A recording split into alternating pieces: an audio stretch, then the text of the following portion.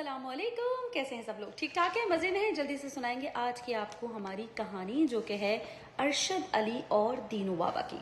जी हाँ, बिल्कुल। अरशद अली जो कि मिजाज का थोड़ा सा ख़राब लड़का रहा, जिसको बात बात पर गुस्सा आ जाता है, हर किसी को झाड़ पिलाता रहता है हर वक्त। वो सुना होगा ना आपने कि इस बंदे को तो हवा से भी बैर है। बिल्कुल ऐसी ही मिसाल अरशद अली की थी। हर वक्त मूड ख़राब रहता था, हर किसी से झगड़ा करता रहता था और किसी से सीधे मुंह बात नहीं करता था।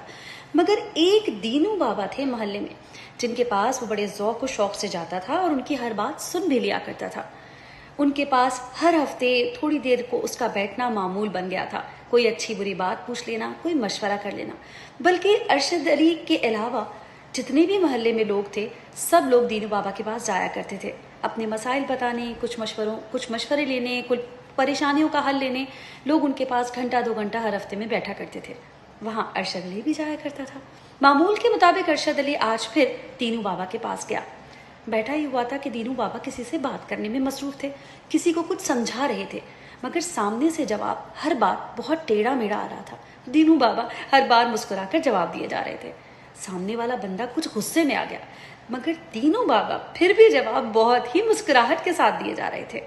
बहुत देर तक अरशद अली मंजर देखता रहा। सब लोग चले गए। दीनू बाबा ने कहा, अरशद अली तुम अभी तक नहीं गए, क्यों बैठे हो?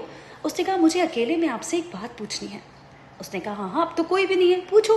अरशद अली ने कहा, दीनू बाबा एक बात तो बताइए, इस आदमी ने आपसे इतनी बदतमीजी की, इतनी गलत गलत बातें भी की, आपको इस तरह से घुमा घुमा कर सवाल कर रहा था, मगर आपके चेहरे पर सिर्फ मुस्कुराहट ही थी।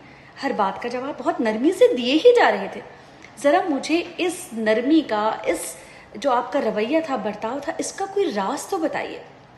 दीनू बाबा ने कहा, भाई इसका राज तो मैं तुम्हें बाद में बताऊंगा, फिलहाल तुम्हारा एक राज मेरे पास है जो तुम्हें दिल थाम कर सुनना है और बर्दाश्त भी करना है। अरशद अली परेशान हुआ। उसने कहा, जी दीनू बाबा बताइए। दीनू बाबा ने कहा, तुम्हारे पास सिर्फ 1 हफ्ता बचा है, इस 1 हफ्ते के बाद तुम्हारा इंतकाल हो जाएगा।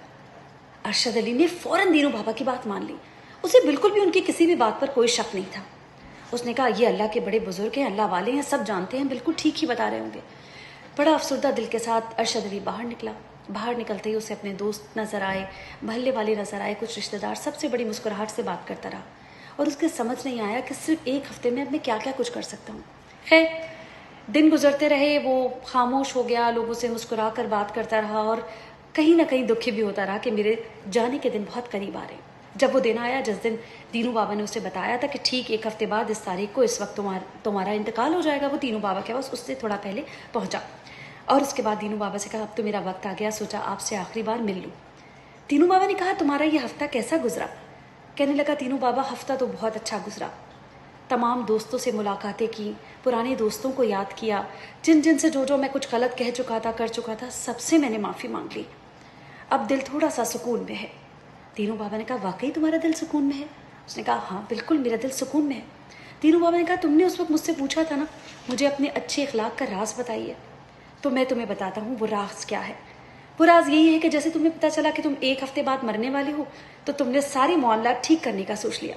बिल्कुल इसी तरह मेरा ये ईमान है कि मुझे नहीं पता कि मुझे अगला लम्हा मिलेगा या नहीं मिलेगा, मैं कब मर जाऊँगा, कब मैंने आखिरी बार पलक झपकी है, अगली बार पलक उठा भी सकूँगा या नहीं। इसी सोच को रखते हुए मैं सबसे अपने मामलात बेहतर रखता हूँ।